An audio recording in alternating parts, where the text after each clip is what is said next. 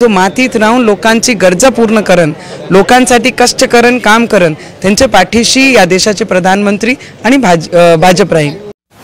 मला वाटते स्वाभिमान पक्षाचे जे इंडिपेंडेंट आमदार आहे तेही सुद्धा 2014 पासून देवेंद्रजींसोबत आहे आणि मी 2019 पासून जेव्हापासून निवडून गेली आहे मोदीजींसोबतच होती आणि एनडीएची घटक म्हणून जेव्हा जेव्हा मी प्रश्न उचलले, जेव्हा जेव्हा मी आवाज काढ तेव्हा मी समर्थनातच होती। आज ऑफिशियली ज्या पद्धतीने पक्षाने मला तिकीट दिली त्याच्याबद्दल मी देशाचे प्रधानमंत्री नरेंद्र मोदीजींचं, अमित शहाजींचं आणि नड्डा साहेबांचं आणि देवेंद्र फडणवीसजींचं आणि बावनकुळे साहेबांचं मनापासून धन्यवाद करते।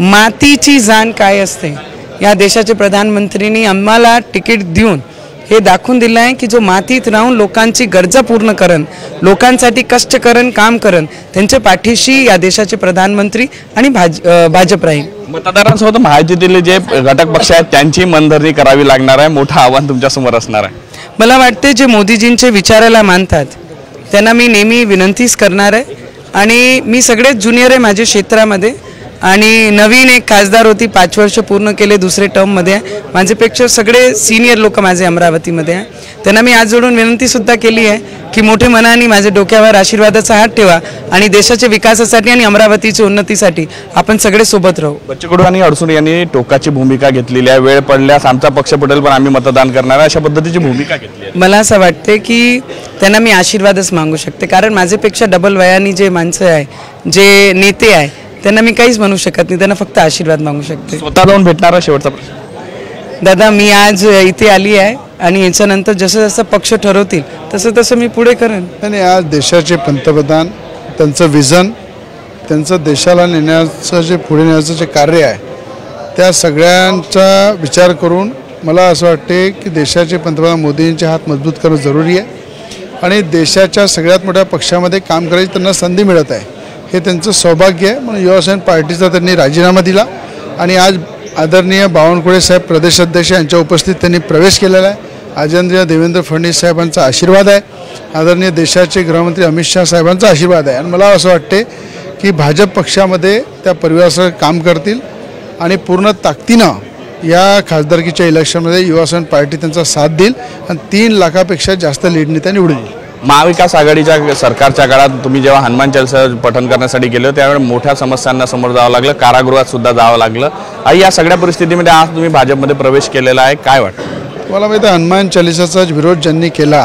33 महिन्याची सरकार होती, उद्धव ठाकरेंनी विरोध केला, त्यांची काय परिस्थिती झाली, त्यांचा मुख्यमंत्री पद गेलं, धनुष्यबाण चिन्ह गेलं, पक्ष गेला, आमदार गेले, संपूर्ण साम्राज्य चाललं गेलं कारण श्रीराम भगवंताचा बजरंगबलीचा जो विरोध करेल त्याला काय परिस्थिती झाली हे सगळ्या देशाने पाहिलेलं आहे।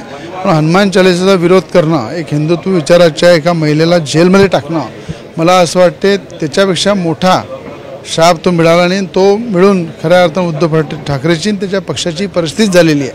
म्हणून जो श्री राम का नहीं, हनुमान का नहीं, वो किसी काम का नहीं या विचारावर चालणाऱ्या नवनीत राणा यांनी आज भाजपमध्ये प्रवेश केलेला आहे आणि त्यांना पूर्ण आमचा पाठिंबा आहे। भाजपची कमळाची तुम्हाला आता ज्या उमेदवारी मिळालेली आहे, हनुमानजी पावले असं म्हणा,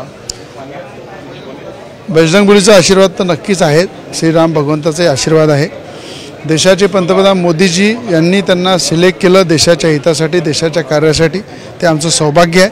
म्हणून देशाच्या पंतप्रधानांचं मी आभार व्यक्त करतो आणि नक्कीच या पक्षामध्ये खासदार नवनीत राणा जाऊन देशाची सेवा करतील, देशाच्या पंतप्रधानांचं जे स्वप्न आहे ते पूर्ण करण्यासाठी पूर्ण त्यांना ताकद देतील, मदत करतील आणि पूर्ण युवासेना पार्टी त्यांच्यासोबत आहे। मोठ्या प्रमाणात अडचणी ज्या आहेत त्यांच्यासमोर आता उभ्या टाकलेल्या, पक्षांतर्गत भाजपमध्ये विरोध होता आणि महायुतीतले 2-3 जण जे आहे ते नाराज आहे, कशी तुम्ही हे सगळी जे नाराजी आहे ते मोडीत काढणार?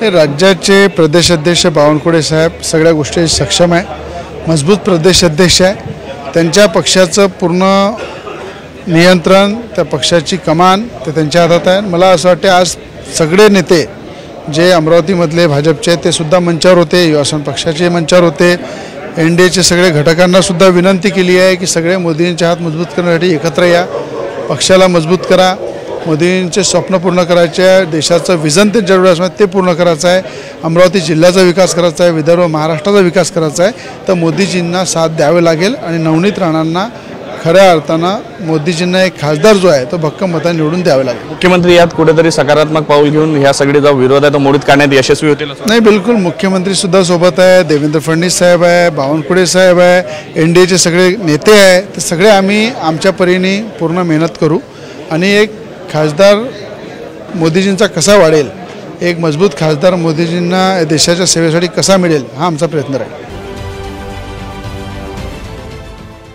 देश विदेशातील प्रत्येक घडामोडींचे लाईव्ह अपडेट मिळवण्यासाठी आता साम टीव्हीच्या सर्व सोशल मीडिया प्लॅटफॉर्मला लाईक, फॉलो आणि सबस्क्राईब करा. तसंच सर्व नोटिफिकेशनसाठी बेल आयकॉन प्रेस करायला विसरू नका.